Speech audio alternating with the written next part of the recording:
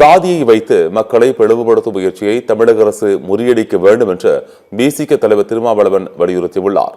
சென்னை விமான நிலையத்தில் செய்தியாளர்களை சந்தித்த அவர் சிவகங்கையில் போலீஸ் காவலில் இளைஞர் உயிரிழந்தது தொடர்பாக பேசினார். இந்த விவகாரத்தில் தமிழ்நாடு அரசு மற்றும் காவல்துறை தீவிரம் காட்ட வேண்டும் என வலியுறுத்தினார்.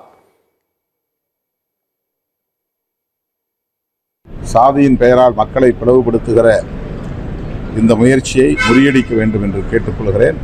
தென் மாவட்டங்களில் நாங்குநேரில் நடந்ததைப் போலவே சிவகங்கை அருகே இடைக்காட்டூர் கிராமத்திலும் அதே போல சாதியின் பெயரை சொல்லி தாக்குதல் நடந்திருக்கிறது.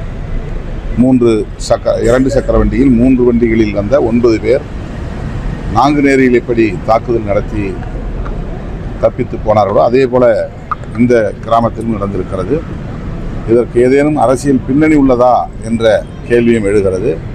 ஆனால் சாதிய பின்னணி உள்ளது. எனவே இதில் அரசு தீவிரமான நடவடிக்கை எடுக்க முன்வர வேண்டும்.